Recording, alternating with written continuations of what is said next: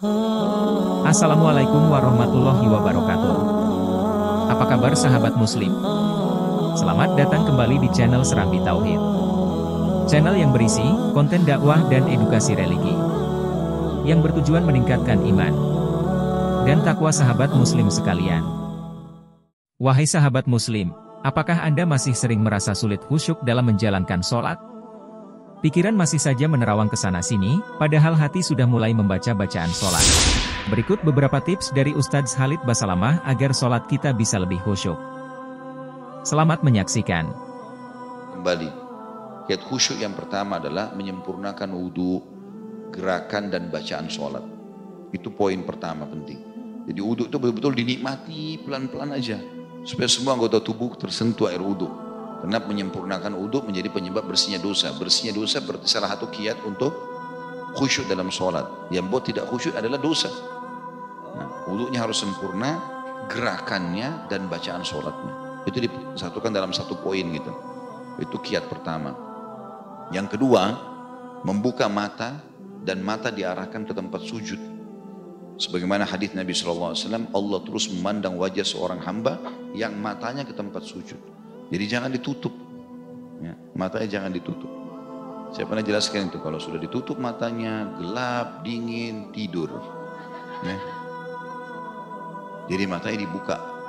Kemudian yang ketiga, dia mengeluarkan bacaan walaupun dalam sholat sir. Apalagi kalau sholat jahar, jahar itu kan kayak subuh, maghrib, isya, ngerasin suara maksudnya. Kalau sir itu berarti mengecilkan suara, ya.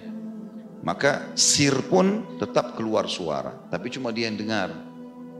Kalau bergabung antara tiga anggota tubuh ini, mata terbuka, ya, mulut mengucapkan walaupun cuma kita dengar sehingga telinga dengar. Tiga ini nyambung, khusyuk, konsentrasi, gitu kan? Karena lisan kita mengucapkan, telinga kita mendengar, mata kita melihat, gitu kan? Maka itu insya Allah jauh lebih baik. Dan dalam metode menghafal juga begitu. Orang kalau mau menghafal, dia lihat buku. Jangan dia sambil diam mulutnya, hafalannya susah. Mau hafal Quran misalnya, cari surah Al-Quran mau hafal. Maka lihat dengan mata lalu ucapkan dengan suara. Inna a'tainakal kautsar misalnya. Telinga kita dengar, itu lebih cepat karena ketiga ini connect. Ya, seperti itulah. Maka ini tentunya melihat mata ke tempat sujud, kemudian juga mengucapkan dengan lisan dan juga memperdengarkan kuping ya.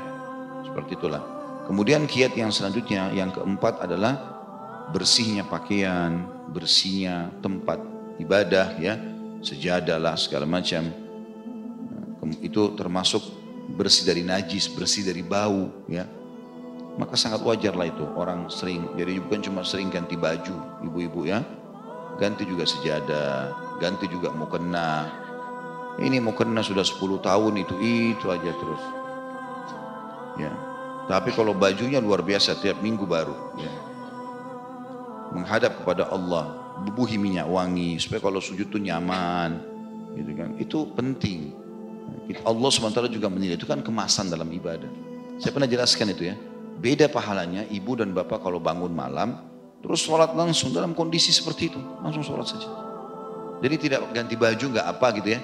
Beda dengan orang yang bangun malam dia mandi dulu, dia wangi, bersih, pakai sampo, sabun. Seperti kalau mau ketemu orang penting gimana sih? Terus pakai baju yang paling bagus, pakai minyak wangi. Perempuan di rumah boleh pakai minyak wangi, sholat menghadap kepada Allah. Sikat gigi, pakai mouthwash, wangi, sholat. Malu bicara sama Allah, bawa mulutnya keluar. Ya. Apalagi sambil nguap-nguap. Ya. Ya. Jadi itu semua termasuk kiat kekhusyuan. Kalau badan kita segar, baju kita wangi, sejadahnya wangi gitu kan. Kan enak, itu menambah kekhusyuan. Jadi bersihnya tempat. Itu juga dengan segarnya badan. Ya. Itu kiat-kiat kekhusyuan. Termasuk dalam masalah kekhusyuan adalah terangnya ruangan, tempat sholat. Jangan gelap-gelap.